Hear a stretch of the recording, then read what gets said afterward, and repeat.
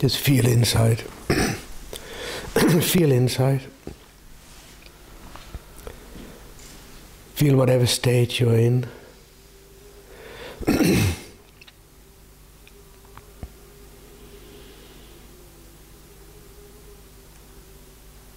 And just listen inside. What is still? What is still?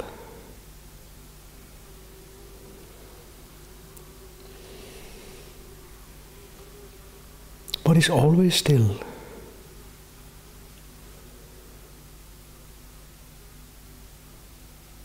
In the midst of all the different stages,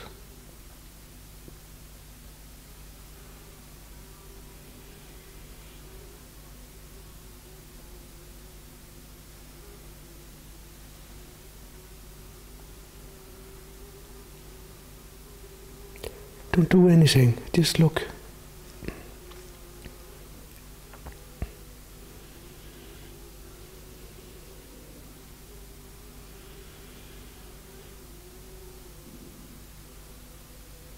That which is totally still always is your self-nature.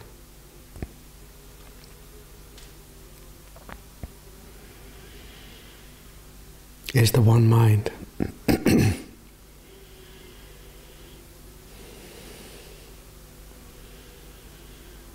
When you catch glimpses of the stillness, you will see it's not separated from the turmoil.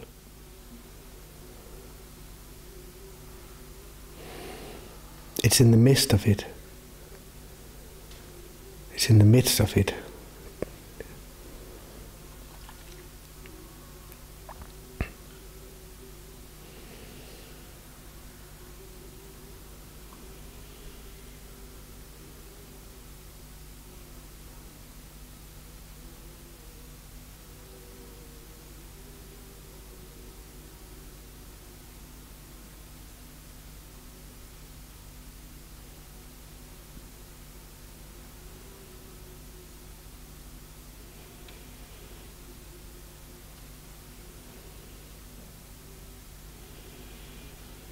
Sometimes the stillness comes very strong if you just observe. Other times it's shallow, but it's right there. Listen in here into the stillness. This is the being. A sense of being is the stillness.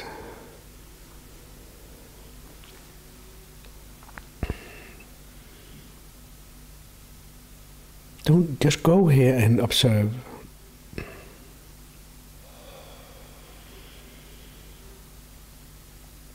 Just rest here.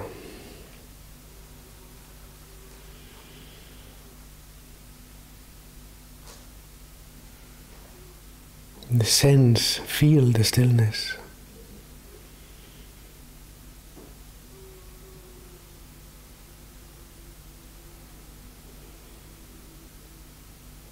And one day you will be surprised that it suddenly becomes very substantial. One day it suddenly fills everything.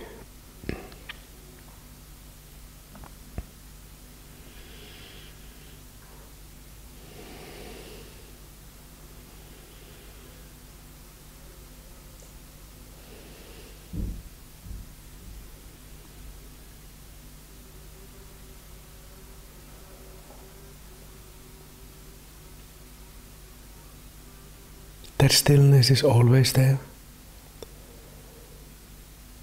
It's inescapable. You can postpone it. You can linger and wait. But it is there, always. If you are in touch with it, you are very lucky. If you are not, it's not so easy.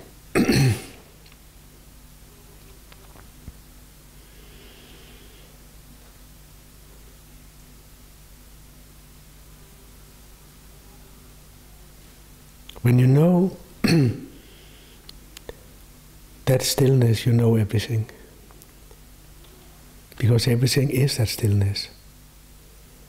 essentially.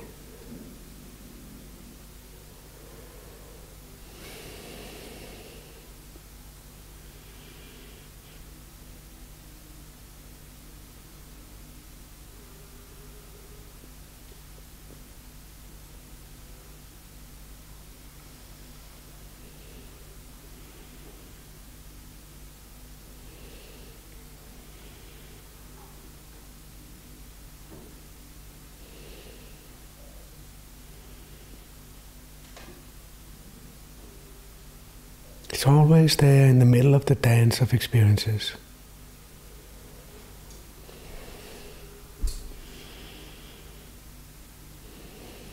Unnoticed.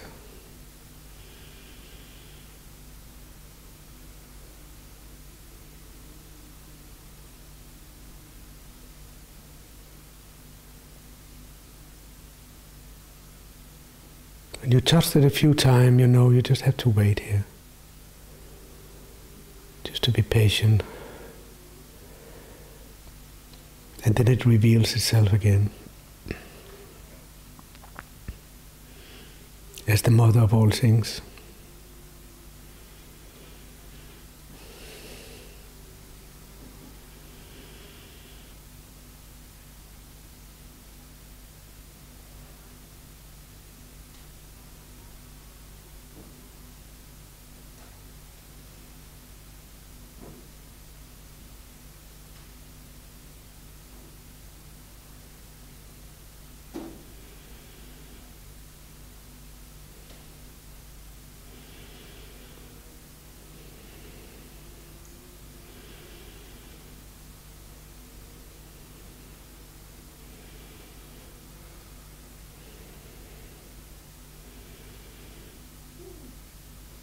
Why is it difficult to sense the stillness? Because of thoughts.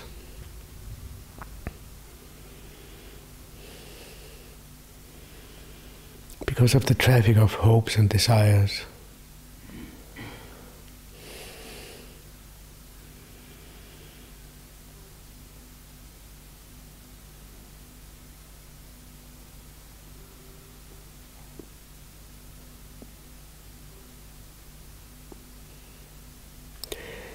When you touch it, it's like you're touching the center of the wheel that doesn't move. All your experiences are moving just like the periphery of the wheel that moves around. But in the very center of the wheel, it doesn't move. And that's how you know it. Suddenly you sense something that doesn't move. In the midst of all the movement.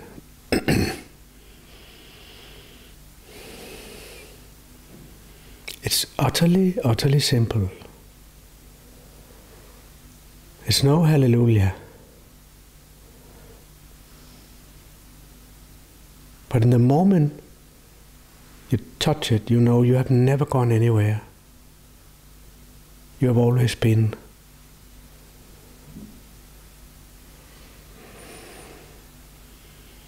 Everything else is just the movement of the mind.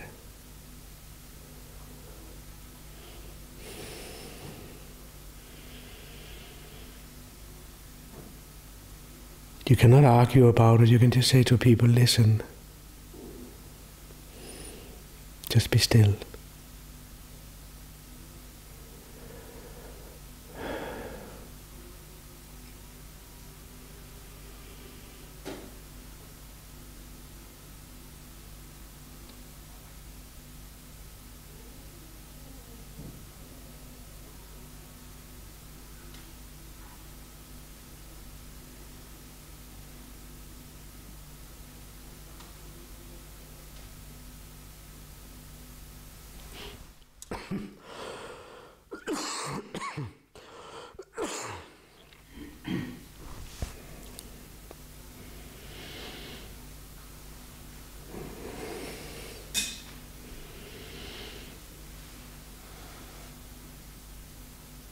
If you're thinking about it, you move into the periphery of the wheel and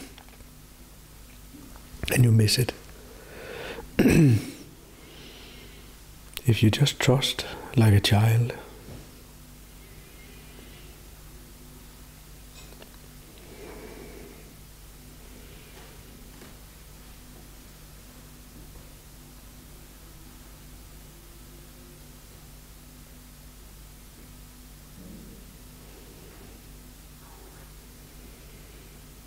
You can do it many days during the day, many times. Just stop up, relax.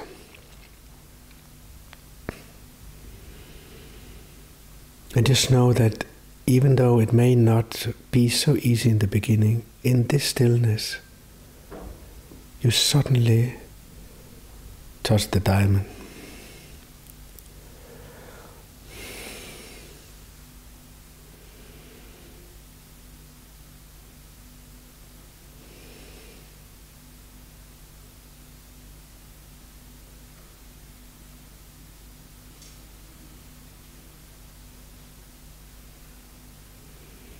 It's all there is to it. When you know the difference between the periphery and the center, you know everything.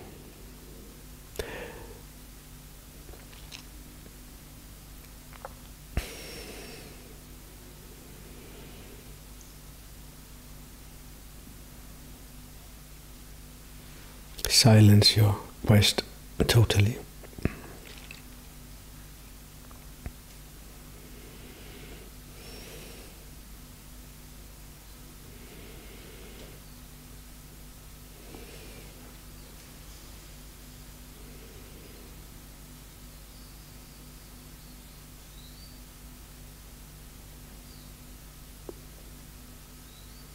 A great Sufi was dying, and he came every day and gave the most inspiring discourses.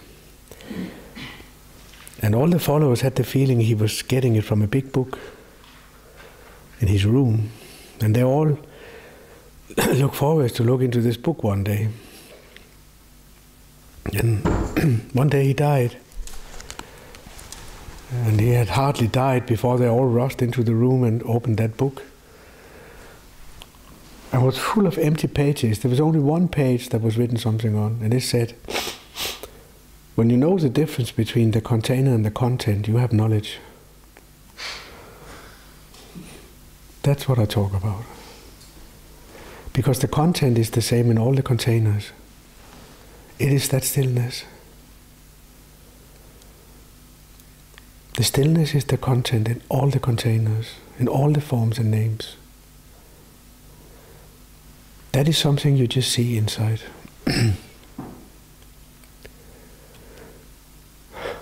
And when you know that, you can talk and you can play around it, like Wang Po does here.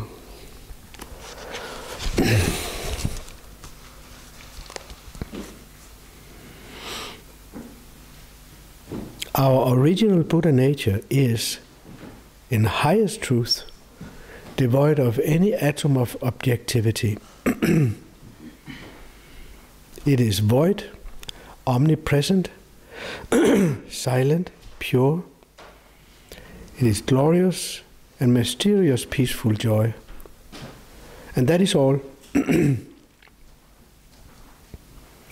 Enter deeply into it by awakening to it yourself. That which is before you is it, in all its fullness, utterly complete. There is naught beside. Even if you go to all the stages of the Bodhisattva's progress towards Buddhahood one by one, when at last, in single flash, you will only be realizing the Buddha nature which has been with you all the time, and by all the foregoing stages you will have added to it nothing at all. You will come to look upon those eons of work and achievement as no better than unreal actions performed in a dream. That is why the Tathagata said, I truly attain nothing from complete unexcelled enlightenment.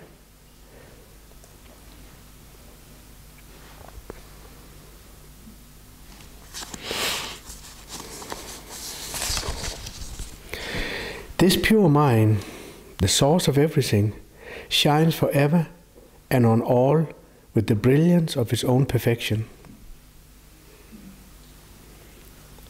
But the people of the world do not awaken to it, regarding only that which sees, hears, feels, and knows as mind. Blinded by their own sight, hearing, feeling, and knowing, they do not perceive the spiritual brilliance of the source substance. If they would only eliminate all conceptual thought in a flash, that source substance would manifest like the sun ascending through the void and illuminating the whole universe without hindrance or bounds. Therefore, if your students of the way seek to progress through seeing, hearing, feeling, and knowing, when you are deprived of your perceptions, your way to mind will be cut off and you will find nowhere to enter. Only realize that though real mind is expressed in these perceptions, it neither forms part of them nor is separate from them. You should not start reasoning from these perceptions, nor allow them to give rise to conceptual thoughts. Yet, nor should you seek the one mind apart from them or abandon them in your pursuit of the Dharma.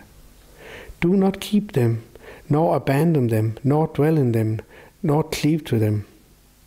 Above, below, and around you, all is spontaneously existing, for there is nowhere which is outside the Buddha mind.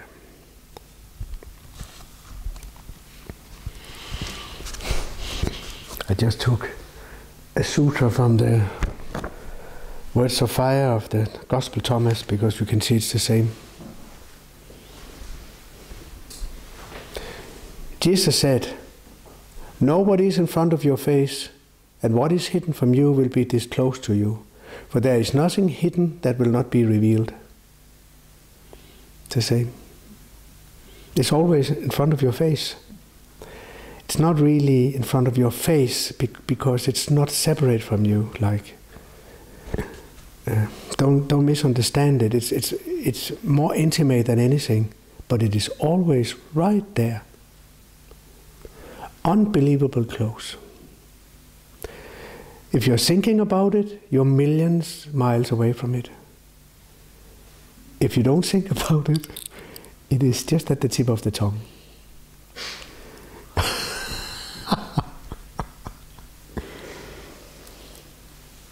Because it's the stillness. And when you know it is the stillness, and you feel, I am that stillness, then it doesn't matter what goes on. You will see everything as an expression of it.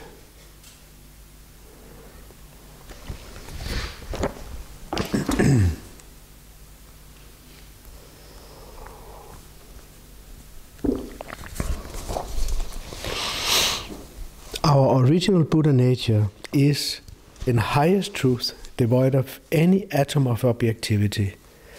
It is void, omnipresent, silent, pure. It is glorious and mysterious, peaceful joy. If you entertain any idea about objectivity in this world, you are millions of eons away from it. You had to be on the guard all the time when people talk about changing the world. There's no world. There's no objective world that is going to be changed. There is points of view. Every person has a point of view, and it's totally subjective. It is the one reality that shines through the eyes of every person and makes the person see the world in a certain way. But there's no world separated from that. Don't fall victim of any ideas of objectivity, then you have duality. And you cannot know.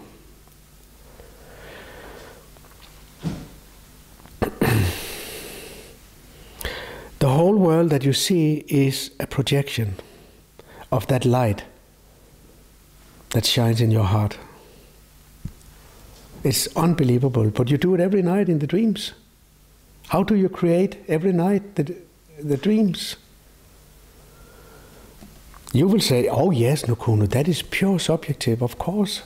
It's something I do in the dream. I don't know how I do it, but I do it. You do the same with the open eyes. It's also a dream. There's no difference.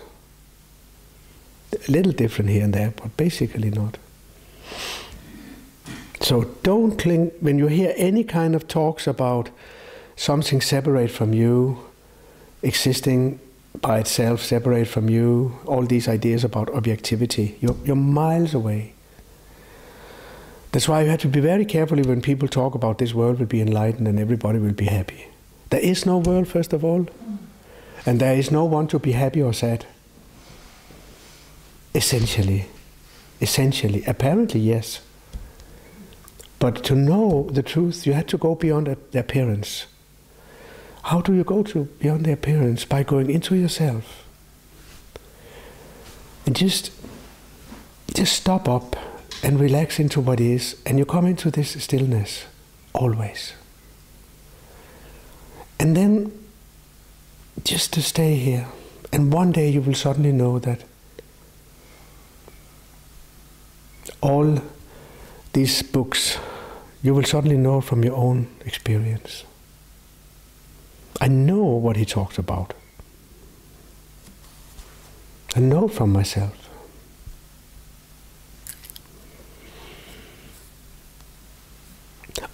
It is void, omnipresent,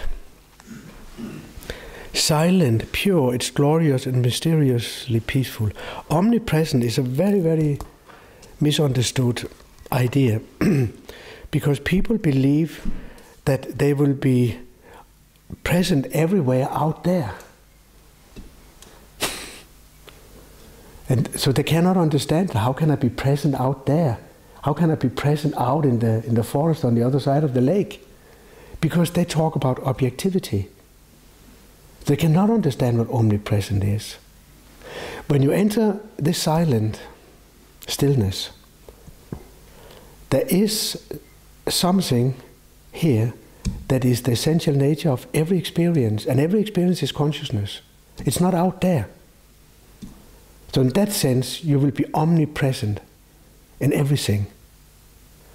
Because this stillness is pure presence, and it is the essential nature of every experience. In that sense, you're omnipresent.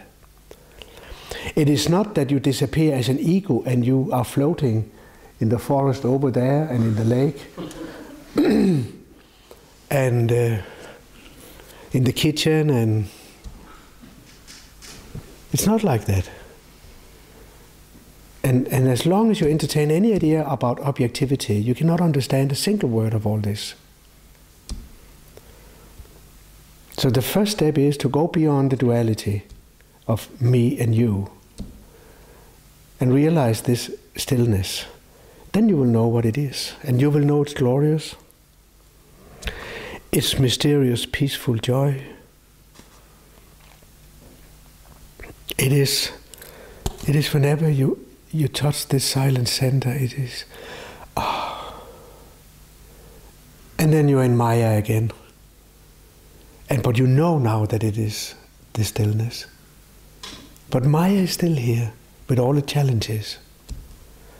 That's why Zen people say, when you meet with conditions, relax. What is conditions? It's every moment. Maya comes in every moment. It never leaves you peaceful. You say, oh, finally I had some peace. And then there comes a mail or a letter or something. Or somebody comes and complains, and there's never peace. Don't believe you're going to find peace anywhere in the objective world. No way. But there is always peace inside. This place is always in peace. And you can always go in and drink from your own heart. When you meet with conditions, relax. That's all.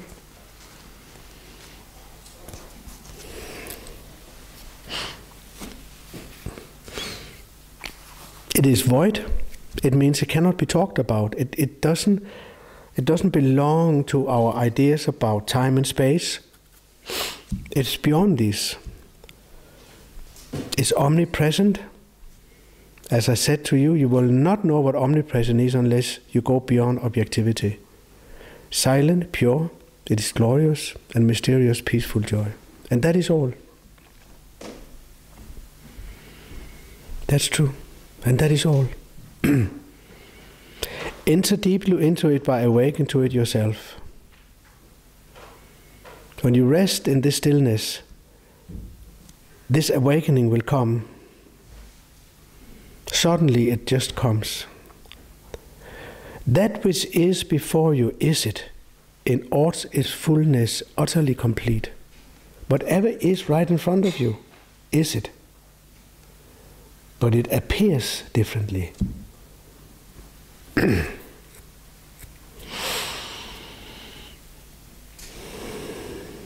That which is before you, is it, in all its fullness, utterly complete. It's utterly complete in every experience. It doesn't lack anything in every experience. It's purna, perfect. So that's why every experience is perfect. But we don't have words for purna because this Sanskrit language is dying away because we go into the dark age of Kali. Right, Mira?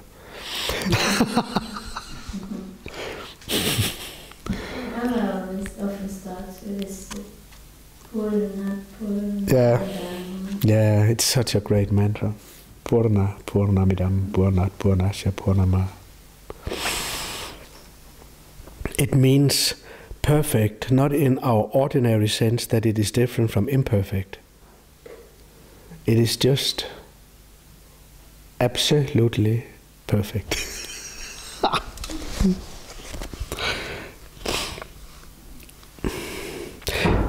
There is not beside. There's nothing beside it. Even if you go to all the stages of a bodhisattva progress towards Buddhahood. I don't know all these stages of bodhisattva progress, but it's probably a lot of things you had to do. One by one. When at last, in a single flash, you will only be realizing the Buddha nature which has been with you all the time. And by all the foregoing stages, you will have added to it nothing at all. You will come back to look upon these eons of work and achievement as no better than unreal actions performed in a dream. If you can feel that, you touch it. You cannot think about it, but you can touch it.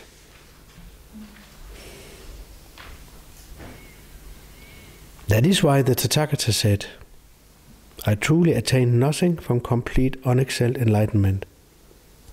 Had there been anything attained, blah, blah, blah.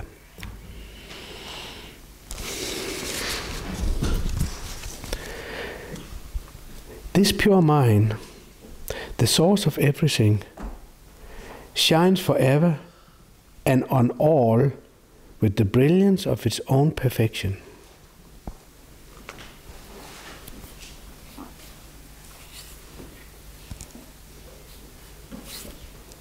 It is like you have the shore of the Ganges, and there may be walking cows and people and all kind of cars and stuff may be dragged over the sand, but the sand doesn't complain. The sand doesn't object. So it is with this place. It always shines on everything with its own perfection.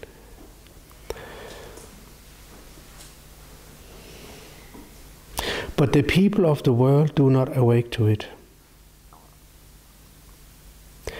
regarding only that which sees, hears, feels and knows as mind. That's what they understand as mind. What they think, what they feel, what they see, what they hear.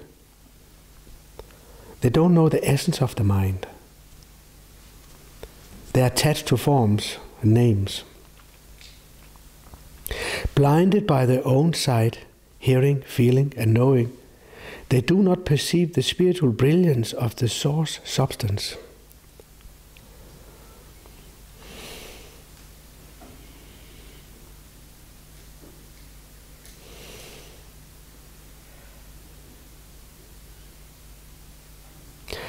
This great Buddha called Avalokitesvara, he awakened because his master asked him, "You hear that crow? That crow? You hear that crow? Where is that sound coming from?" The ears? No. Go deeper.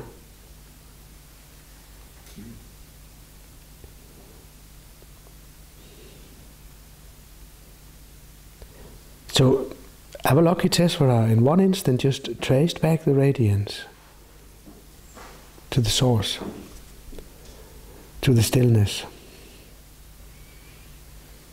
And he realized the source substance, the brilliance of the source substance.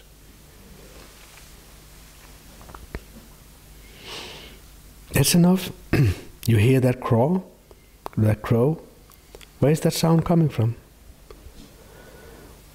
Yeah, it's coming from the crow. No, it's not. You hear it. Where's this hearing, feeling coming from? Where is that sense of hearing coming from? What is the nature of it?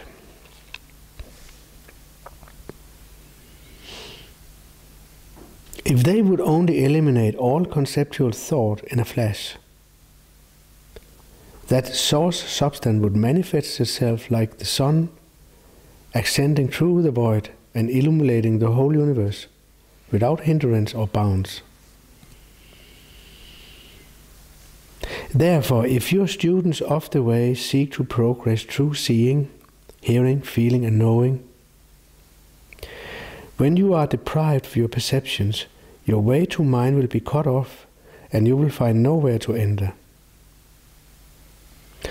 Only realize that though real mind is expressed in these perceptions, it neither forms part of them nor is separate from them. That is the realization. That's why we go up and down.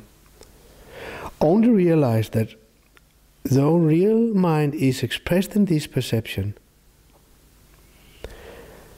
it neither forms part of them nor is separate from them. So first we relaxes down into the stillness. Not this, not that. We go on, going beyond forms and names, more and more into the stillness.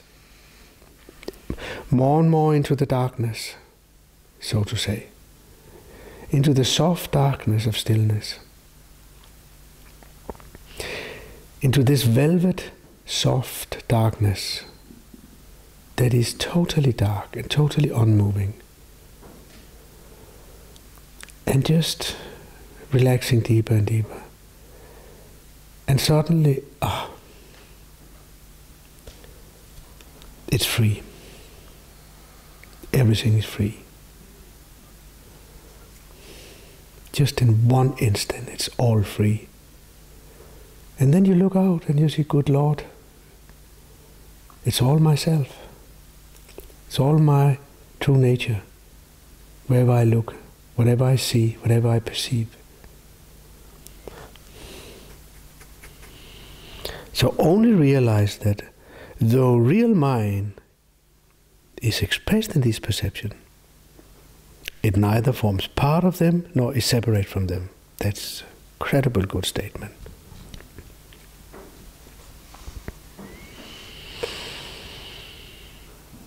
You should not start reasoning from these perceptions, nor allow them to give rise to conceptual thoughts. Yet, nor should you seek the one mind apart from them, or abandon them in your pursuit of the Dharma. All this will just keep you busy, and you will miss the point. Do not keep them, nor abandon them, nor dwell in them, nor cleave to them, above, below, and around you. All is spontaneously existing, for there is nowhere which is outside the Buddha mind. Now it appears as the sound of rain.